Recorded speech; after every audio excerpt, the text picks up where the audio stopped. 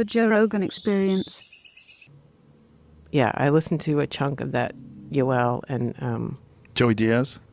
yeah, which by the way was amazing. The way you guys communicated, that was like a pretty beautiful cool. thing. But the pyramid of Athletics. Yeah. and you're every day and you're living there. It just made me think about my own life, which, you know, my parents worked really hard to like make me comfortable. And here's your TV and you go to school and you come home from school, and how that's the goal in like suburban life is to just Be comfortable. be comfortable. We don't realize it, but this is all because people before us weren't. We're just only living in the environment where people are supposed to be comfortable. But, you know, just 2 generations back, everyone's an immigrant and everyone's really concerned about starving. That's all you have to do. Go back to the 1920s. Right. Everyone's worried about fucking dying. Millions of people died. Like, even during World War II, millions of people died by starvation.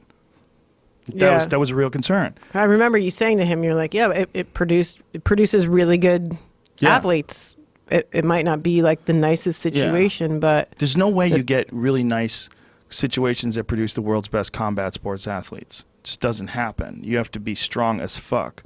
Mentally, physically, you have to have experienced adversity on a level that most people can never comprehend. So that when the shit hits the fan, that you could look at the other guy on the other side of the cage, like Yoel Romero does, and goes, I'm going to go fuck you up.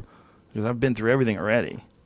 And even then, the other guy's the same way. So that doesn't even work. yeah, I don't really You know? relate to that. Like It's trying hard. to fuck up the other dude and going through so much adversity. Well, good for you. My point of view is like, Right. I'm going to do my chores and I'm so comfortable right now. Now I'm going to deliberately make myself uncomfortable Yeah. in order to do what I know is good for me and that I enjoy doing and that I want to have success in, and that takes me to another place in my life. But it's, you know, I do it in a very small way, you know? You do, but it's still really honestly the same thing. What Yoel's doing and what you're doing is the same thing. You're doing something very difficult that you struggle to do it. It's hard. You push yourself. But it's and then recognizing through that doing you it, want to do it. yes, and then through doing it, you get a little bit better at everything. Did he talk about, I only watched the first chunk of it. Did he talk about his desire to do that or not? You Yeah. know, like, Yeah, he definitely. and how did. does that match with kind of being put in that system?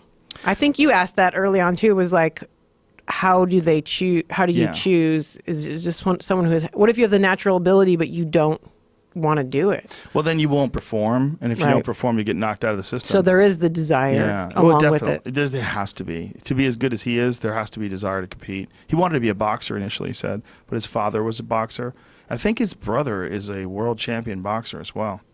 He's just a genetic freak. Like, there's genetics in Cuba, and he was explaining it to me, too. He's, during the podcast, he was like, anybody that thinks that everyone's on steroids, just go to Cuba, where everybody's so poor, and look at the regular people. Just the regular people. Forget about the athletes. He said, I'll take you to Cuba for 2 weeks, and you'll come back. You're like, I get it. There's just... Really? It was a slave colony. They had a hard life. I mean, they're Africans that speak Spanish, and they live on an island that's off the coast of Florida. I mean, it's a crazy spot. The whole thing's crazy, and it was run by a dictator forever. And they had some of the best athletes in the world in boxing, in judo, in wrestling, just world-class athletes that had mental toughness, the likes of... I mean, it's hard for the average person to even comprehend what those people are capable of. And a lot of it is because of that really brutal system that Yoel talked about on the podcast. Amazing stuff. Yeah. Amazing, you know? Just imagining that this guy went through that, you know? It's fascinating because that's not what I want to do. It's not what you want to do. Right. But you just think like that. There's a person out there that can do that, and look what happens on the other end. You get that guy. Like, Jesus. If you just be in the room with him, it's just, he's like a fucking superhero. Yeah. It's like, Jesus. That is the product of genetics, ruthless training, ruthless environment. You know, one of the most complex and sophisticated sports training systems in the world.